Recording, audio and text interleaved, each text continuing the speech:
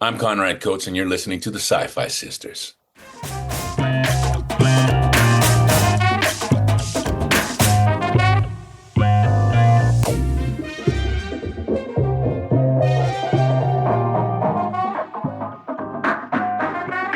Hi, everybody.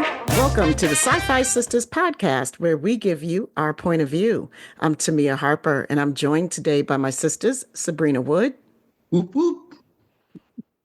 Yvette Blackman-Tom, Hello. and Fran T. What's happening? What's happening, sister girl? What's happening is that we have such a cool guest in here with us tonight. We're so excited to bring him to you. I mean, you've seen this man. Okay, some of us are of a certain age. And so I'm quite familiar with this man's face, his work, and his voice. Because if you've seen anything since 1985, you've probably seen him. Like, for instance, in Degrassi, The Next Generation, or The Dresden Files, which was one of my personal favorites. And I was personally disappointed that it was so few seasons because I love those books so much. Fargo, Fringe, La Femme Nikita, Percy Jackson, The Lightning Thief, Supernatural, X-Men Apocalypse. He's done a lot of games and voiceovers, Earth, The Final Conflict, and Tech Wars, and 12 Monkeys, Dark Matter, Trek Legacy. Can you figure it out yet? Most importantly to Trekkies, though, he was none other than Admiral Terral in Star Trek Discovery. I'm talking about actor, writer, director, teacher, and professor, our man, Conrad Coates. Welcome to the show. Oh, my sisters. So happy to be here with you all. So happy to be here with you all. Thank you. Thank you for that. Thank you for coming. We are ecstatic that you are here. And I got to tell you, when I first saw you appear on my screen in Star Trek Discovery, I fainted. I just about died. I was screaming. I was so happy to see you. Sisters, am I right? That's right. Yeah. That's right. Yeah. Yep. I remember. Can you tell us your Discovery story?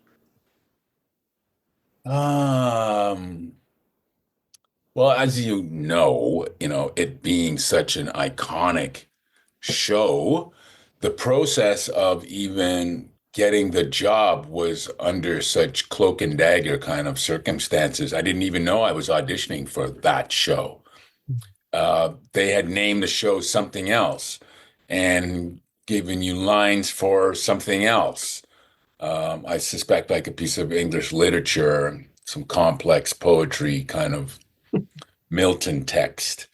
And, I did that, I think, 3 times, 3 separate occasions, but not knowing that this was the show because, you don't want to give away locations for shooting and things like that. It's like even the settings on my photographs on my phone, that's all turned off because all of a sudden you start taking a picture at the set and then you go outside and there's 100 people standing at the gate because you got information, right?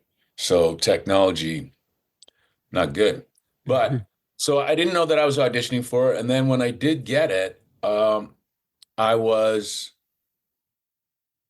floored. That was, I still,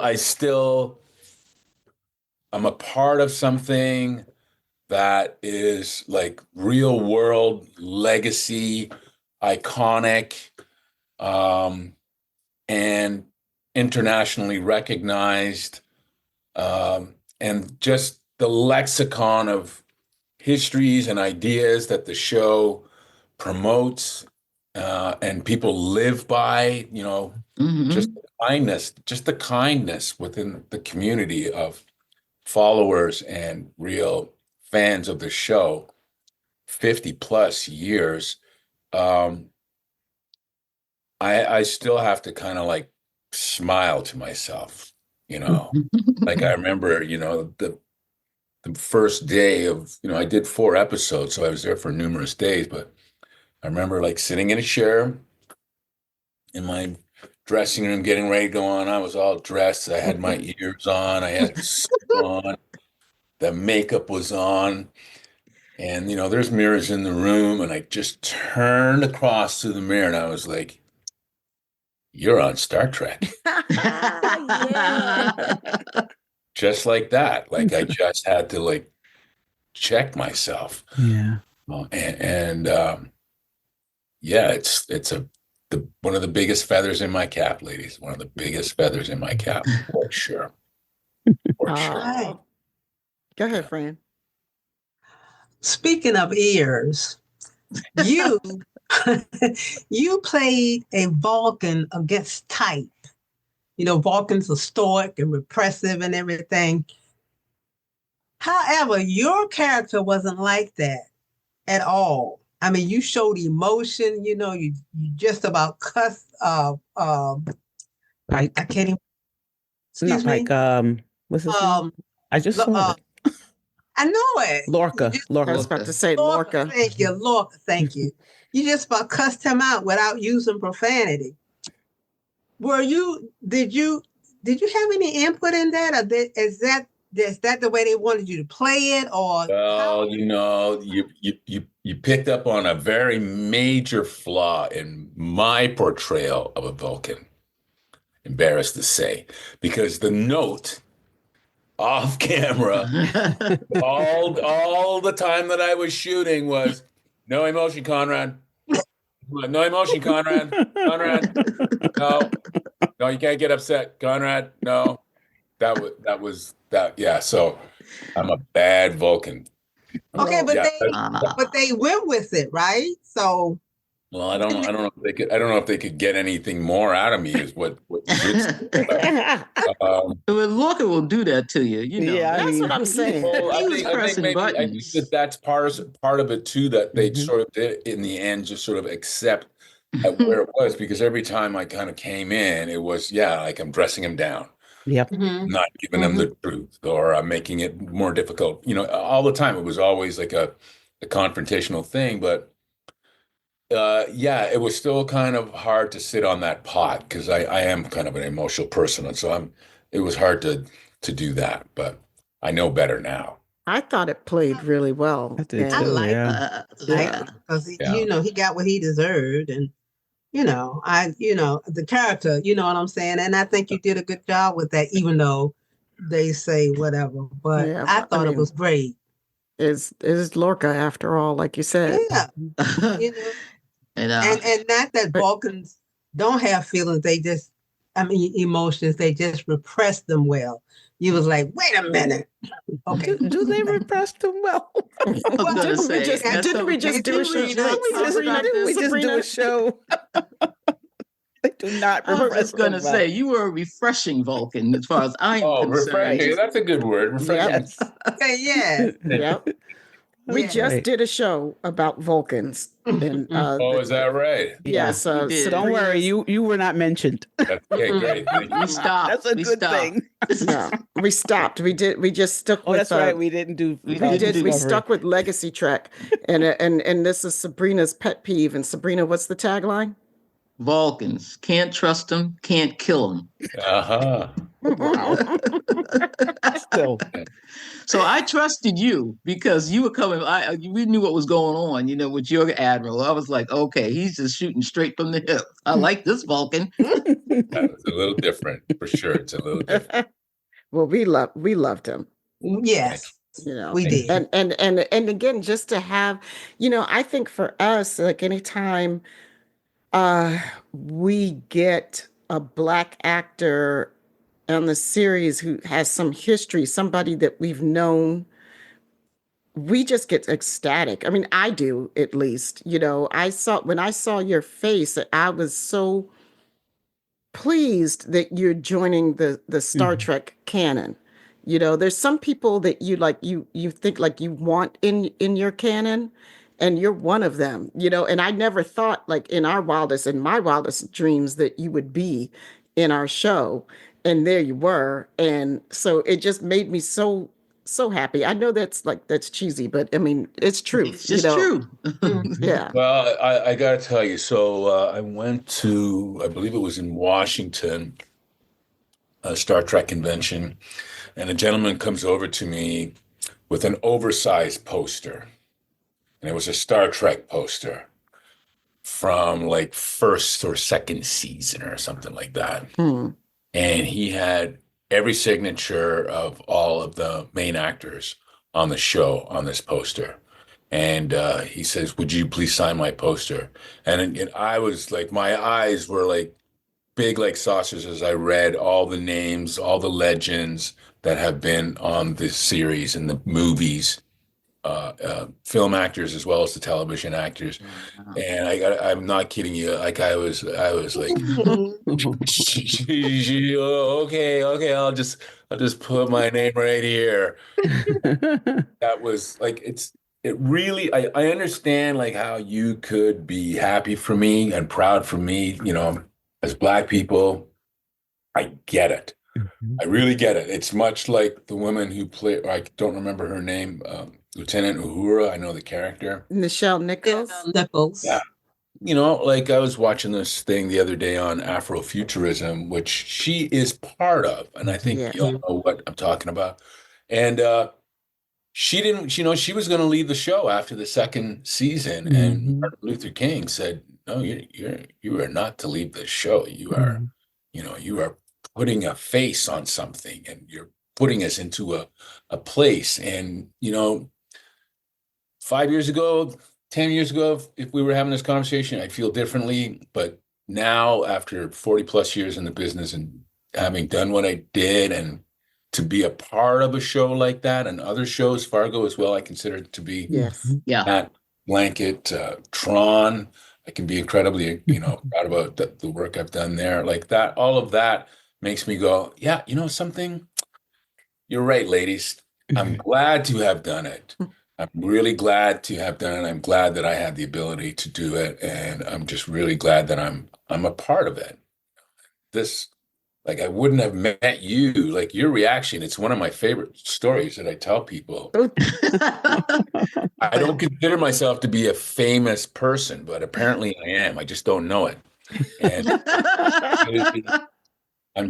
I was so blown away by the love that you gave me, and that comes from the shows for no other reason. You know what I mean? For no other reason. I will not forget that. I will not forget Trek Long Island when we saw you standing there in the coming down the hallway. We all jumped up off our Oh my table goodness. and ran around. It was crazy, but it was so like beautiful, like so beautiful. My girlfriend was there too, and she was like, "Oh my God, what's going on?" You've never experienced so much love like that before. So it was such a beautiful thing, I gotta say. But again, it's the community, and that's the part that I've really learned since doing the show and doing these conventions and meeting people and the things that we share. It comes from one place, Gene Roddenberry. And I just really think that, his family is doing the right thing by keeping all of his stories and ideas alive, because it's very it's substantial in our very non-substantial world sometimes. There's a lot of content out there, but there's not a lot of substance. No. You got that right. Right. And so this is a man who has a message that is substantial, and I meet these people all the time, and I'm just like, I used to think you were all crazy. We are. That is also true. Yeah, yeah. Right. It's also true. Yeah, you're right. It's not, that's so not true. Like I've just like been taken into this world that is like, wow, how about that? That's You are now of the body. That's Yeah. right. It's there's I mean, you are such a talented and Shakespearean actor as well as just an actor, and there's this huge long history of Shakespeare and Star Trek connections. And I hope, if you haven't yet, I hope you get a chance to delve into some of that. There's so many show titles that are, taken from Shakespeare, so much dialogue in our shows that comes directly from so many concepts that, Shakespeare was talking about that we're still looking at today and then being placed in the future. It's really fascinating. So that's it. That's interesting that you say that because you just have to look to the writers. You know what I mean? Like they're the creators in this sense. I consider what I do, and I'm stealing this from Ronald Brown. It's not a new idea, but I'm in the interpretive arts. I'm interpreting what the writer's saying. So to get a really good writer and for them to like say things, and I always know it's a really good writer because if I can memorize those lines in a minute, that's a really good writer. And if I'm like Wow. struggling to try to put this thing in my mouth, and what am I talking about? And what is this word? And where are we now?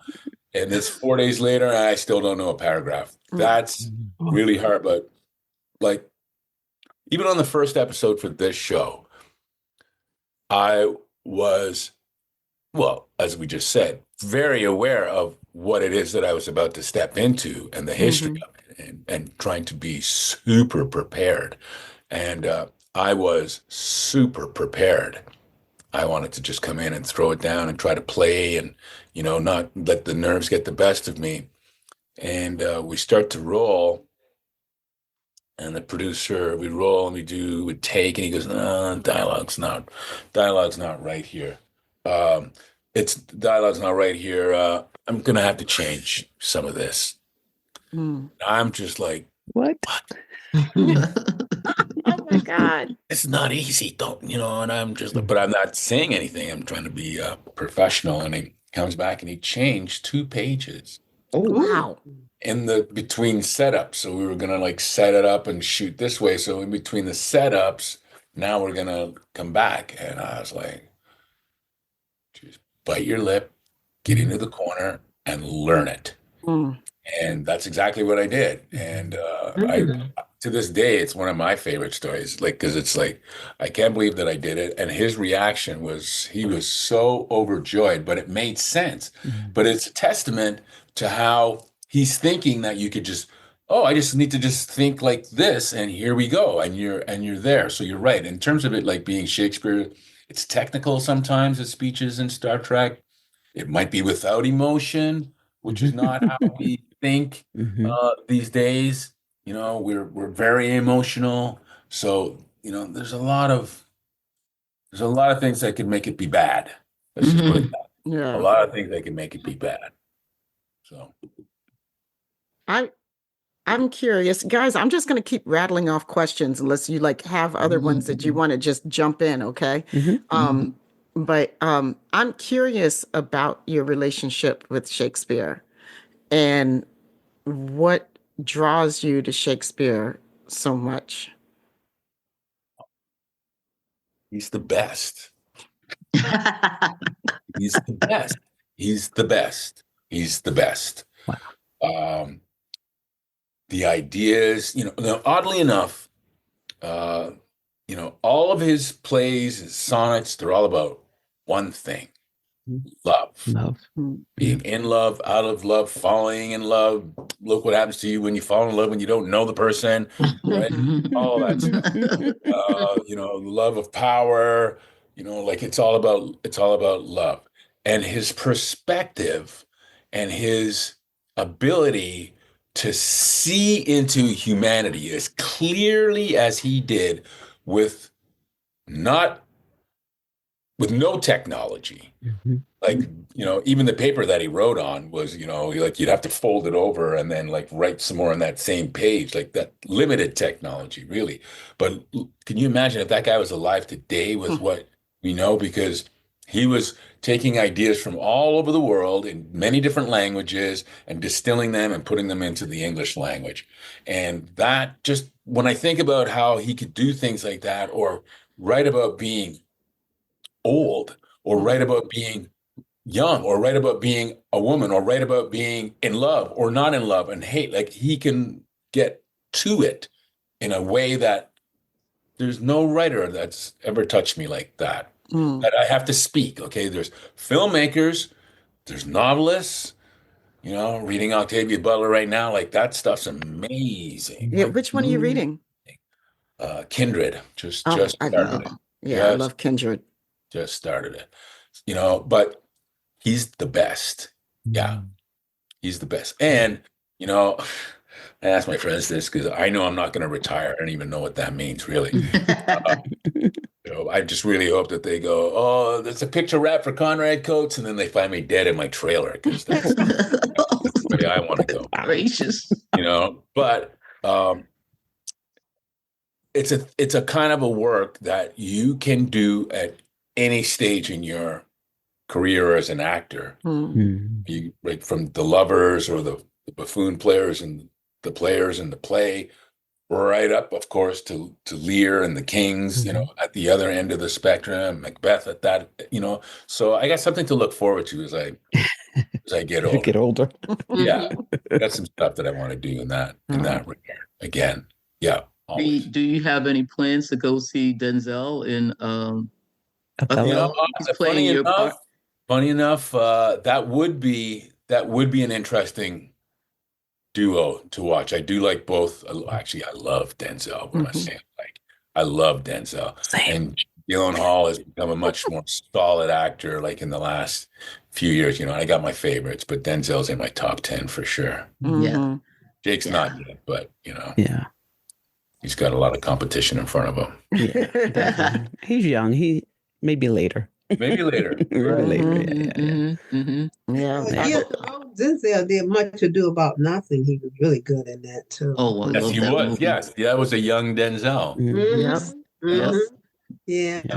And I did see Macbeth recently that he did. So, but so many Star Trek actors. I know Star Trek. I think has made me go back and look up quotes from the Bard more than I think my English teacher, Mrs. Glenn, did. When we had to read these things, because there's always some, Spock is quoting or whatever's quoting, and so many of you Star Trek actors have this Shakespearean background that it always amazes me. Because we talked to David Ajala, and he was, he's Shakespearean actor trained, and I don't think he's ever done Stratford, which I've tried to get to so many times, and somehow that trip never comes off. So one day I will finally make it to that festival. I hope you do. Oh, that's a bucket list thing. Oh God. So it's like, what is it? 2 weeks? Is it 2 weeks long or a month? What is the festival? No, it runs like almost 8 months.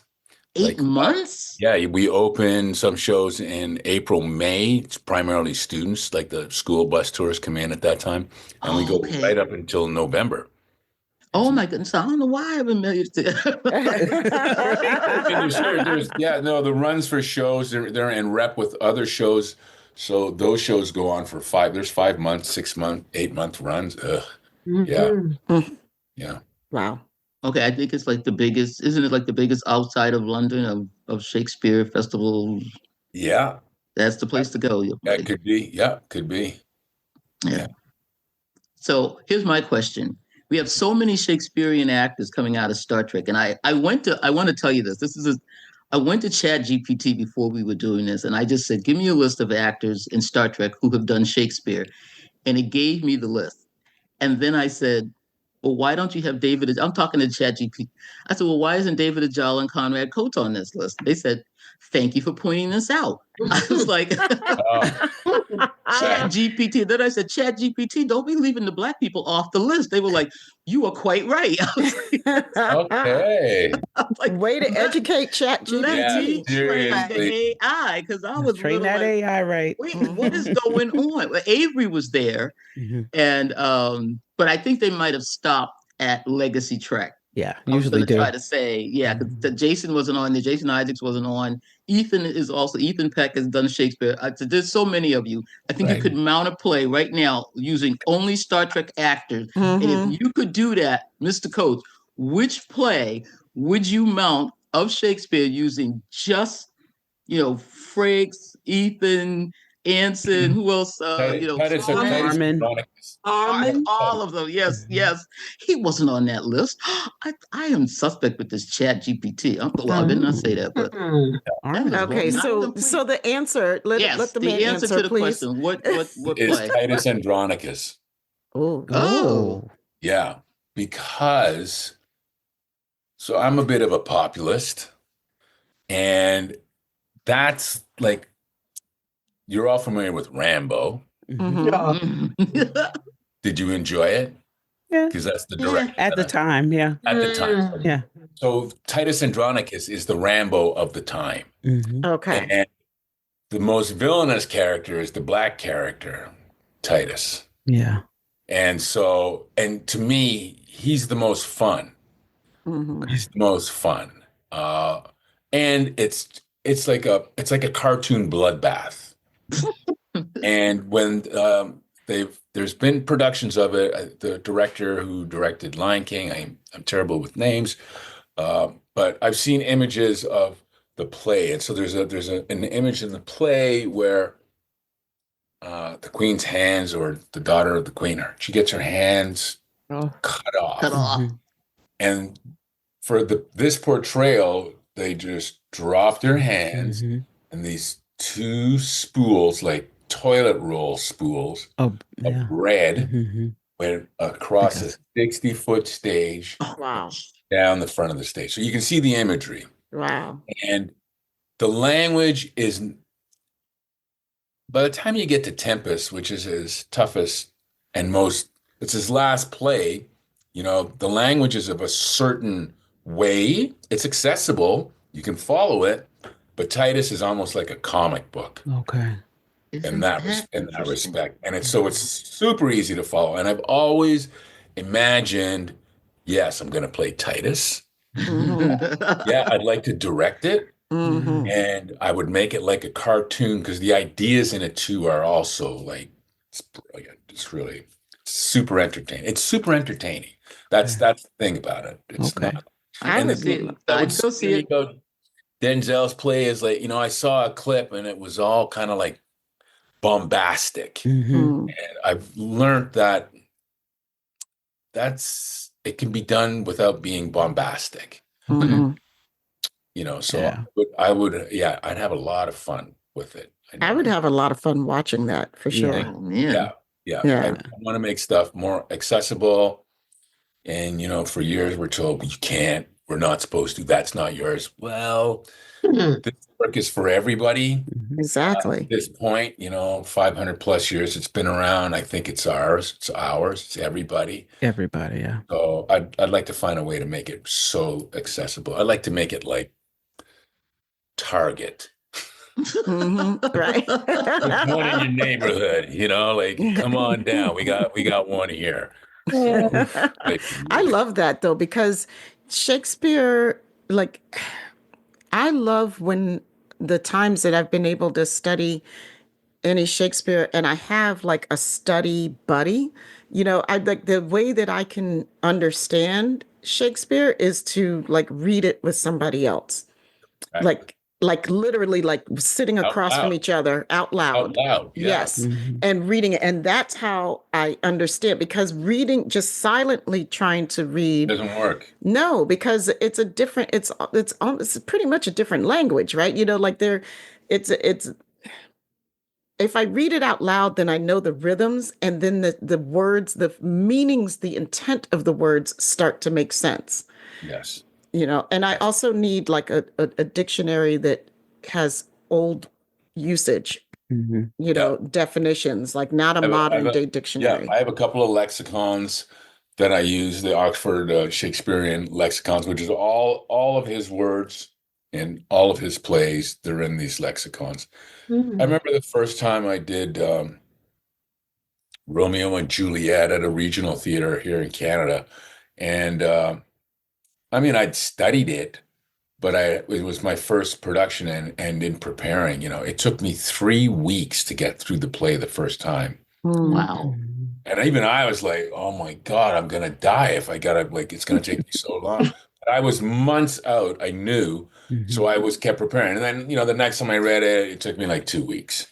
And then by the time I finally started rehearsal, I could sit down and get through it like in a day. And I remember another young actor sitting down beside me, and he goes, "Did you read it?" Yeah. Whoops. Right. Wow. But I want to make it that accessible. I think that I love that. I love that. I mean, why do you think Black people should care about Shakespeare? Oh, he's talking about life. You know what I mean? He's not talking about politics. He's talking about just how we are in the world and how we behave as humans. We're all human. That's like the number one common denominator, Mm-hmm. besides all having two eyes, hopefully, and ears and mouth, and you know what I mean? But Mhm. he's talking about like the first description we have of arthritis in literature Is Bard. is Shakespeare Hmm. Mm. with the nurse character in Yeah. Romeo and Juliet. And she comes out, and you hear her coming on stage going, "Oh, my aching poultice bones running up and down running up and down looking for this girl." And they've since discovered that poultice is the arthritic pain Mm. you Mm. have. And so she's describing arthritis back in 1500, I love it. right? So like he has this, it's like Leonardo da Vinci. Like the man knew everything, Everything. Mhm. everything. I don't know if you saw Ken Burns' latest documentary, but I've been watching that almost like on repeat because I'm just so blown away by what Leonardo could do. Oh, I He's my haven't seen favorite. that one yet. He's Oh your my favorite, goodness. Yvette? He's been my favorite since I was a kid. He Oh, just, Leonardo or Ken? yep. No, Leonardo. Leonardo. Oh, I'm pretty old. oh, okay. Leonardo, Leonardo da Vinci. When I Yeah. found out he was like a scientist, and then I thought he was just an artist, and then I knew he was a scientist. Um, I just love everything about him. Just Yeah. every time I find out something new, I'm just blown away. And there's so much. He's So much. so And that's much. one man. And that's That's one one. man, right? And so, I mean, there is no way that a human being today could possess the knowledge that these two men that we're talking about I possessed agree. in their day. There's no way. Mhm. But if you can access information and know how to use it, that would be a different story. And there's some smart guys running around right now who do have that kind of capacity. But back in their day, wow, yeah, I think that Black people have a thing to learn. And that's why I say, I would love to present any one of his plays, really, to an all Black audience. I'm down. oh my God, yes. Mhm. Well, Oh, they're also just really good stories. I Yeah, yes, mean, exactly. that is yeah. the basis of, Shakespeare. I mean, I think, like you said, everybody should have it. Little kids, you can. When my kids were small, they went to a Montessori school, and they did Shakespeare. I mean, we I wouldn't say we dumbed it down, but we brought it down so they could read it and understand it. We explained what they were talking about. Like you said, it's all about love. So that's what you put to them, and they did great. They did great with the language. It was like you said, it's a different language, so it was like teaching them a foreign language. Mhm. And they're young, so they're like sponges. So they just were like, "Oh, this is cool," and they can fight with swords and and yell at people. You just take that, and I mean, my kids still to this day know Shakespeare. When probably their peers don't. So Yeah, I yeah. think I think everybody should know about the Bard. Everybody, Mhm. everybody. Yeah, Yes. for sure, for sure. Yeah. I am interested in all this education bent that you have. Like you love to teach, it seems like. Or am I wrong? It looks like, and it's No, written. I do. I teach a lot. I do. I have my own studio. I teach at a college. I used to teach at two colleges. I coach. I prepare young people. I do all of that. Excuse me for 1 second. Mhm. Mm-hmm. Thank you. I do all of that because selfishly it keeps me young. Mm. Um, Get and it. uh, as my partner likes to say, like you almost like chew it, you chew the knowledge and you just like put it in their mouths. So finally, to have that kind of power and not share it with, somebody who's curious to know something, that would be wrong of me not to share. right? That would be wrong. So I now have I mean, I've been teaching for over 25 years, but I'm finding a way like to maybe move it online or do math classes or something like that, or, sponsor me and let me come to your town and we'll do something. Like I'm really interested in doing something like that now. But what I like to say is that, first of all, anybody can act. I believe that. Um, and it's not because I'm like the greatest teacher. That's not it. In fact, I encourage everybody, like once you study with me, or go study with 10 people and then come with me and then go study with 10 more people.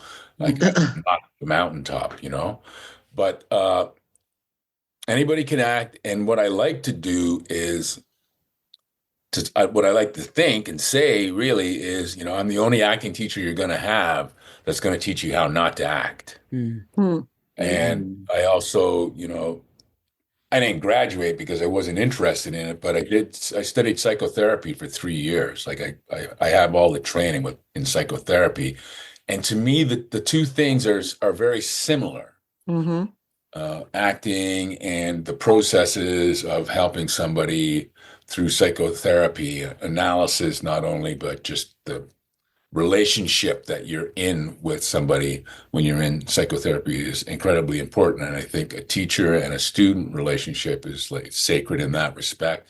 But I'm trying to just get you to be yourself. Just, drop all your tensions, drop all your walls, drop all your defenses, and just open yourself up to this experience in this moment at this time in this place with me, this person, and go. Now we go. And that's not acting to me. That's just being present.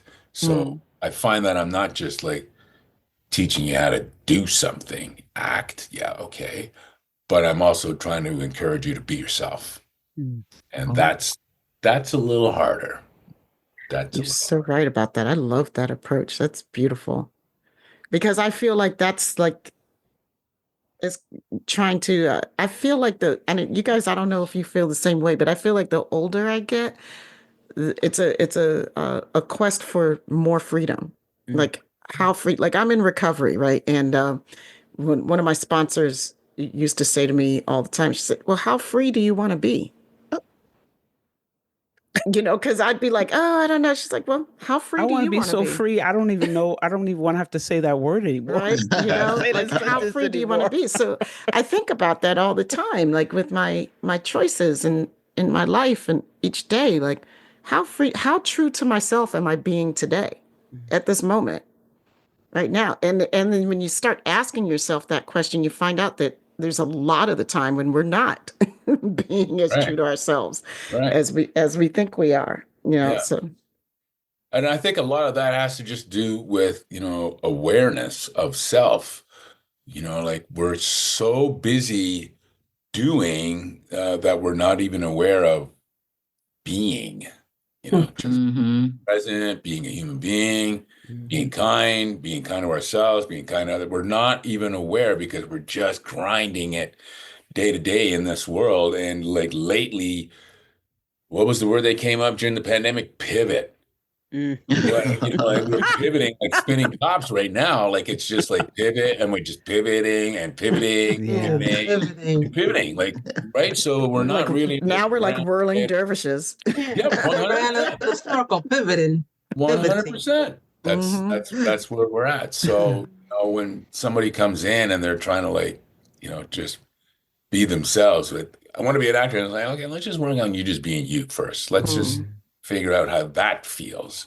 And it's very interesting working with young people because they have a perception of what they think acting is. And, my first, I do a 12-week on-camera course at one of the colleges. And my first question is, what's the job of an actor? What do you think the job of an actor is? And then, why do you want to become an actor? And it always is something separate from self. Every time. I want to escape. I want to be in another world. I want to be somebody else.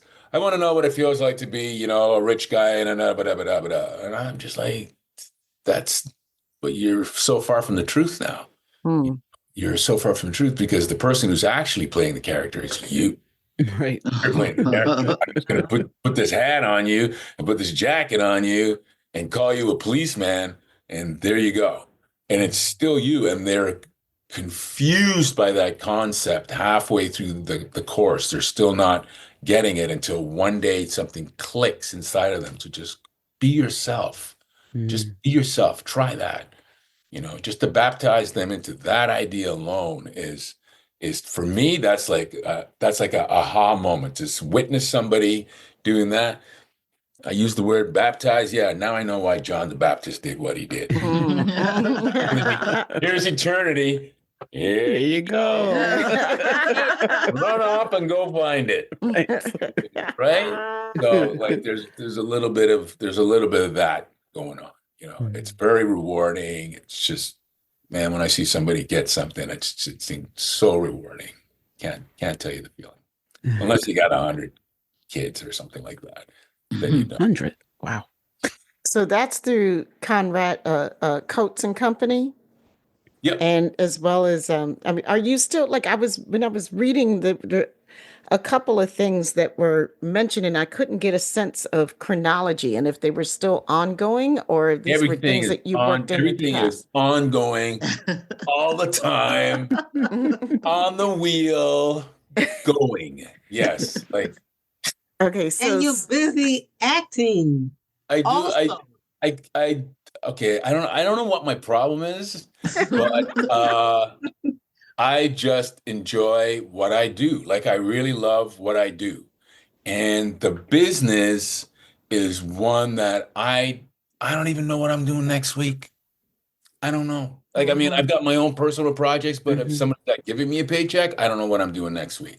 Something will manifest at some point in the next, 72 hours. I don't know. Wow. But I have my own projects that I'm working on and developing and learning about and studying, that I'm doing. I got children to raise and love. I got my partner, my gal that I love so much that I got to, be there for, and my friends. And so I just try to just keep it all going, stay amused, don't get upset, have a good time. Anybody that gets in my way, I let them know that you're not making me happy and please get out of my way. There you go. I got to be having a good time all the time. If I'm not having a good time, trust me, you're not gonna like me. So I try to have a good time all the time. I love that. Me too. Words to live by. Amen. Can you talk to us about the Black Voices workshop series? You have to fill me in on that. Just okay. I don't know. It was somewhere in some research that I did. Your website. Yeah, it's on your website. I don't know if it's under okay. Yes. All right. Like I say, a lot of you got a lot of stuff going on. Yeah. So that's one of my teaching partners, Peter Bailey. Okay. He's a voice instructor coach. He's also an actor. But that was his program. Okay. Okay. Peter's voice program. And because these days I'm much more Afrocentric in my thinking. And the community that I want to be involved with primarily, not trying to turn anybody away. Sure. Don't come talk to me. I'm not saying that at all. But just in terms of like access for people in our community, I find that it's really limited in a lot of aspects in our community. And so I'm really kind of tried to be somebody who's cultivating a larger network, like with the skills that I have, you know what I mean? I can't be building houses. I don't know anything about that. But trying to help people and to communicate and be in touch with themselves and you know what I mean, be whole. I'm trying to cultivate that kind of a world. Works. Yeah. Oh my God, you guys are so quiet today. The man has me thinking. I'm just like, this is like deep. This is okay. I have a favorite stupid question. Yes. You live in Toronto now? Is that correct? I do. Yes. Yes. Is a rite of passage in Toronto doing a Hallmark movie? Because I have also seen your Hallmark movies. Of course you did. Yes. Of course we Yes, have. I have. Well, Of course yes. I It's funny because, I mean, like we used to do a lot of movie of the weeks up here, like those kind of productions, Sure. and they dried up. But Hallmark now has a network. Their viewership is very strong and very faithful. Yes, they Um, are. I have a producer friend who, You're looking at one of them right there. yeah. Yeah. Well, not so much now, but yeah, I Oh, watch a lot. okay. So like it's like they're very popular. Um, and come on, man, like a good wholesome story, why not? Yeah. Why not? Yeah. Yeah. I, Like, s- I saw Nothing you wrong as with the it. doctor in one of them. You were a doctor, and there's been a few things. Mistletoe Mysteries. I've seen them all. yeah, So yeah, yeah, yeah.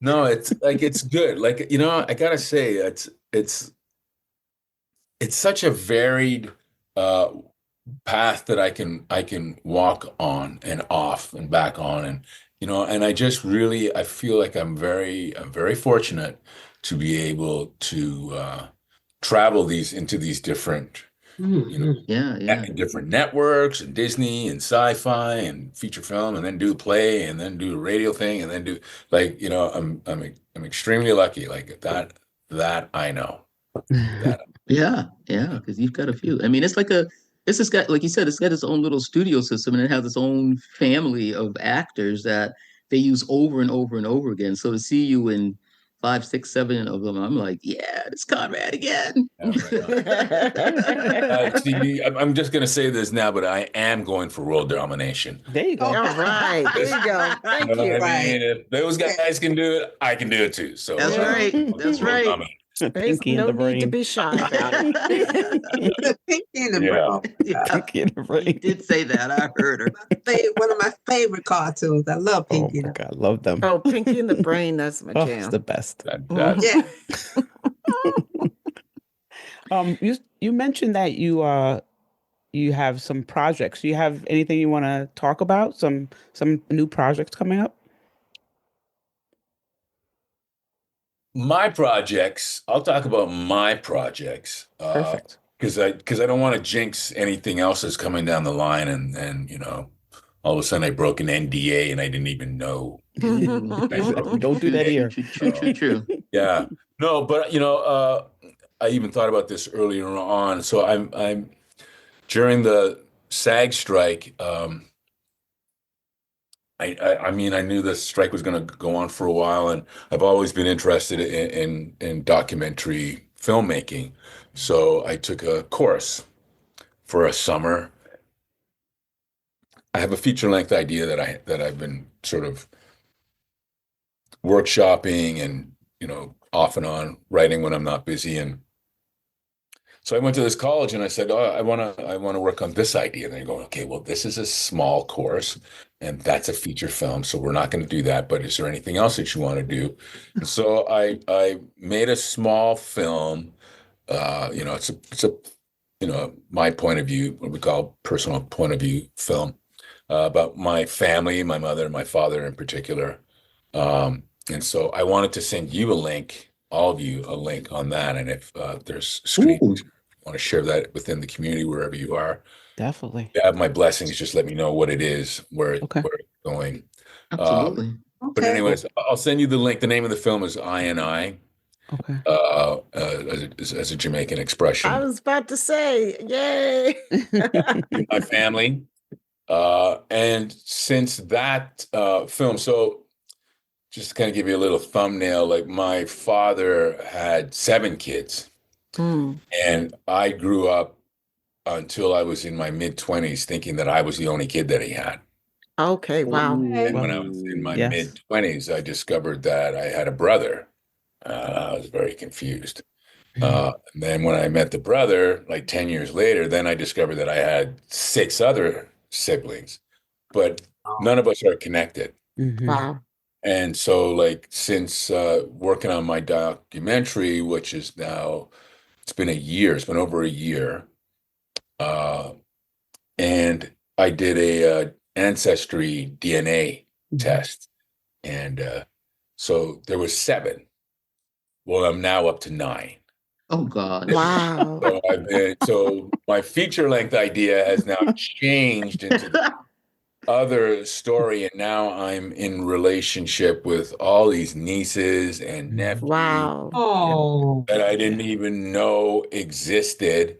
Yeah. And so I'm daily having my mind blown and requests and can you talk to us and you're going to come and visit us and I mean I don't like eventually they do know that I'm an actor and that's not how I advertise myself, you know. Sure. Mhm. mhm.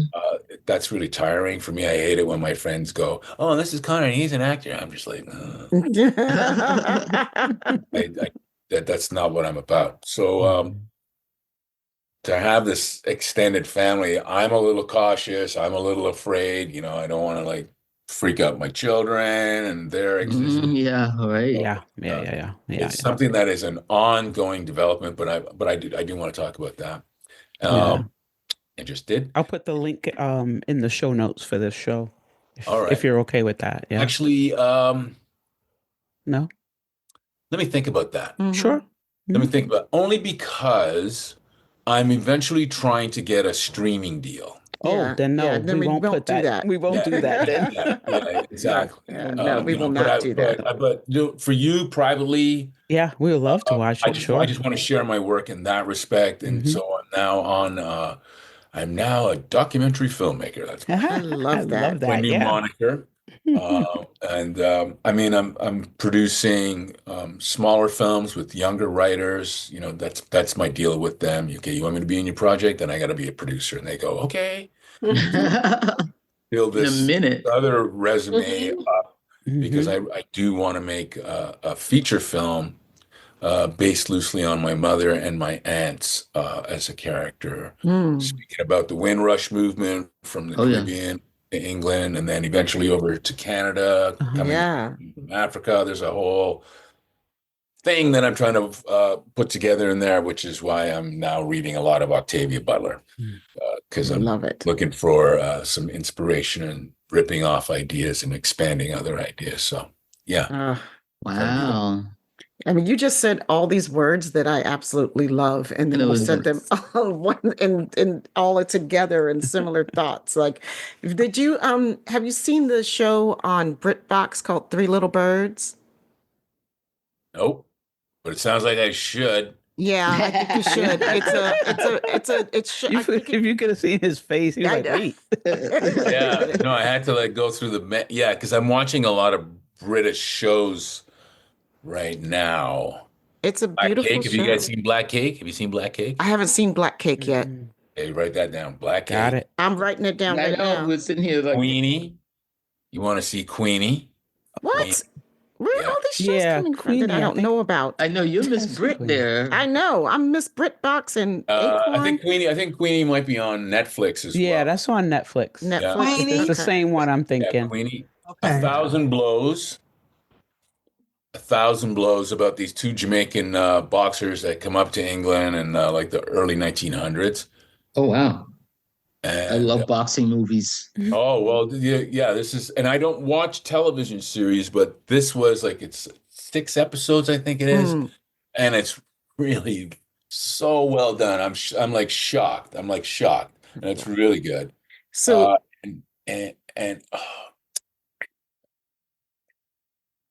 something black. Get Millie Black. Oh, Get Millie Black. Yeah. Mm-hmm. Yes. Too, a little bit of Jamaican something. But yeah, just a little bit of what the diaspora is doing. You guys, you should see us all. Like everybody's sister here is like looking down, right? These are really good shows, and that's sort of my diet at the moment. So Three Little Birds you might like, though. Yeah, so that sounds like I should be watching that. Yeah, it's a story of these 3 women from Jamaica who moved to Britain, like in the 50s, I think. Moved to England in the 50s, and they're very different women. It shows a very different. For me, as an American watching it, I just soaked it all in because It starts off in Jamaica, then you see them on the boat, and you see them coming to Britain. They have they have vastly different experiences once they get in London. And I just thought the show was fascinating, and it was teaching me a lot because I don't know a lot about Caribbean history. I don't know from different countries and people what you guys were going through, what your families were going through in your flight. I know what was happening here in the States, with us Black folks. So to me, I think it's really fascinating. It's a beautiful Well, piece. let me just put this in a little perspective. We just got off the boat first. Yeah. We got off the boat Yeah. first. It wasn't really that much different down there. Yeah. You know what I mean? All the cruelty, all the foolishness, Right. we just got off the boat first. And I read a book this year. Oh my God. The Coming. You've heard this book, tiny little book. And it's written from the perspective of the slave. And they're all like thrown together in this dark place in this boat and then like shipped over there. They can't communicate amongst themselves, but the story is really coming from them and what their roles and jobs were and families were back Before. home. Mm-hmm. You know what I think I did read this. Nigeria, Yeah. Ghana, but I can't remember the author's name all of a sudden. The Coming, it's a beautiful book. Beautiful. Yeah. The sisters take to Google. But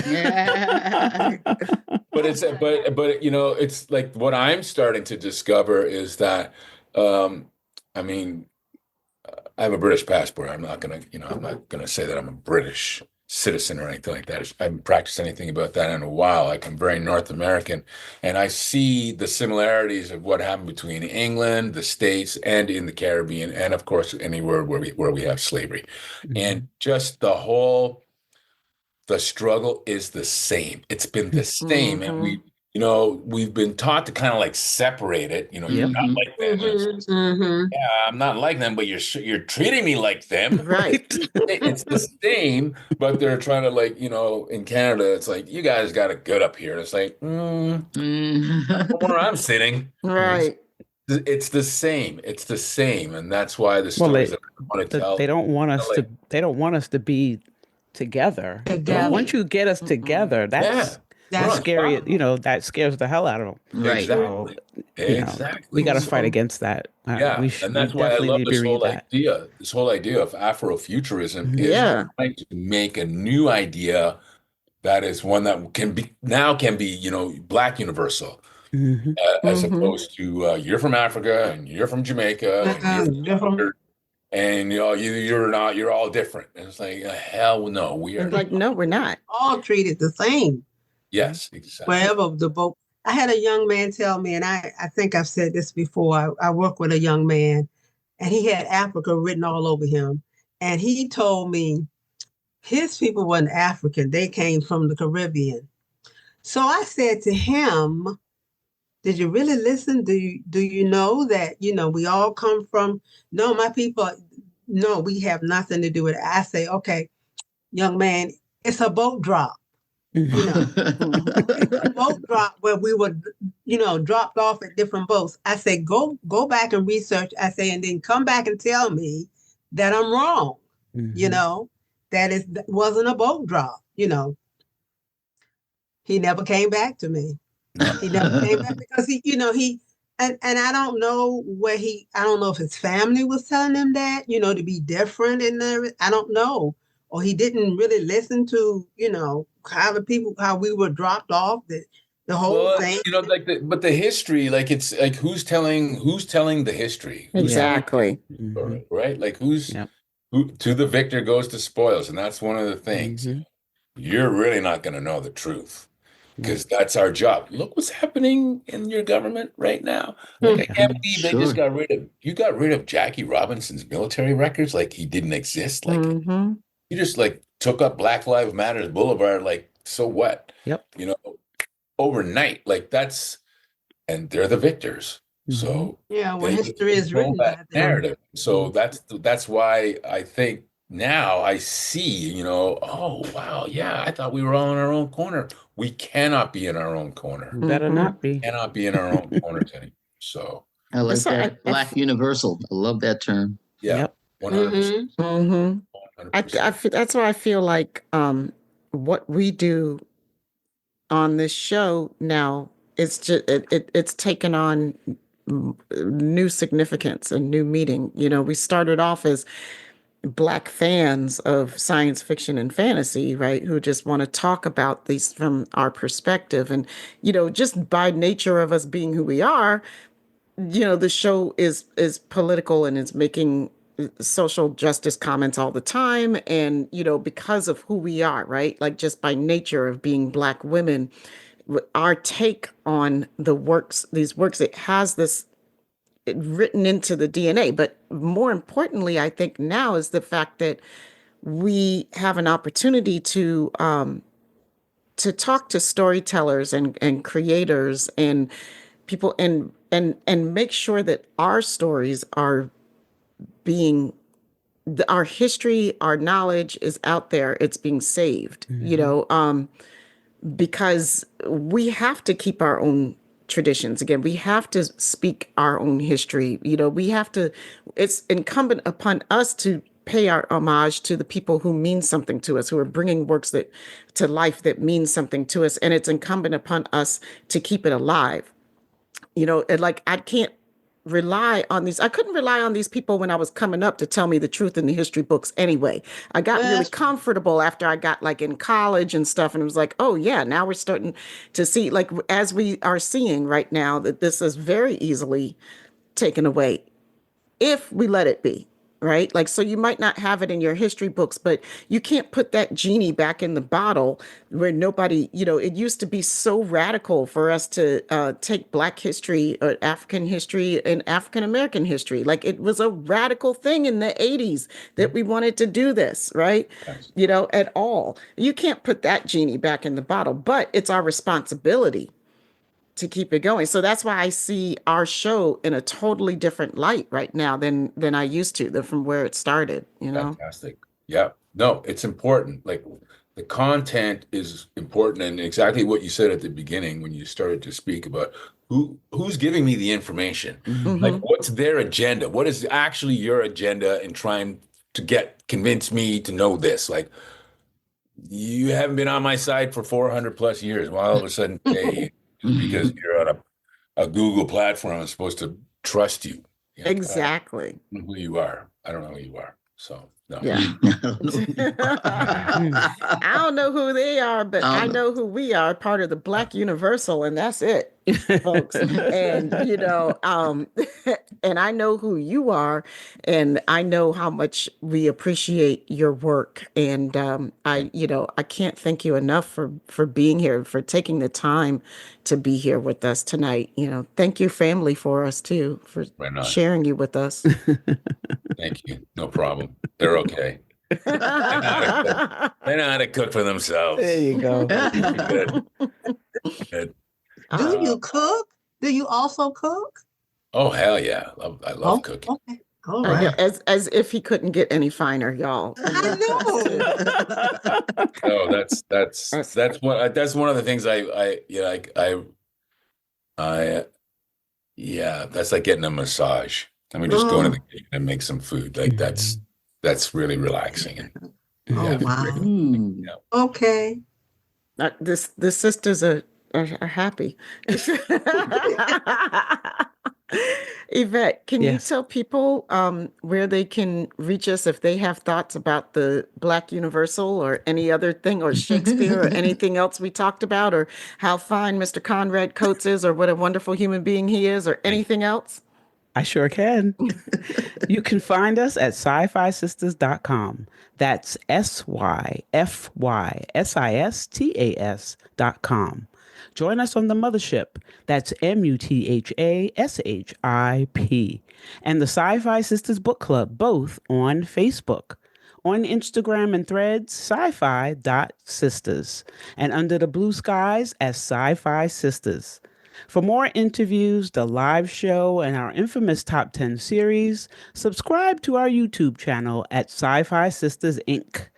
Become a patron of SyFy Sistas today at patreon.com/SyFy Sistas. The Trek Geeks Network I knew I was going to mess that up. The Trek Geeks Network's presenting sponsor is Fansets. Go to fansets.com for pens and memorabilia from all your favorite franchises. Visit fansets.com and use Trek Geeks, all caps, for your exclusive 10% discount. Our friends at Stranger Comics, the best in fantasy comics, invite our listeners to visit strangercomics.com and use SFS to receive an exclusive 10% discount.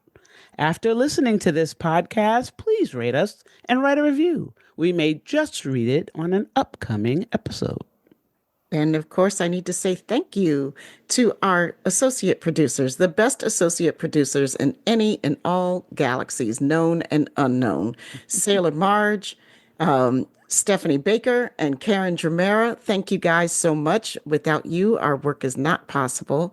We appreciate you and we love you. And I want to say thank you to everybody listening. We love you guys. We're out of here. Peace, love, and hair grease, my friends.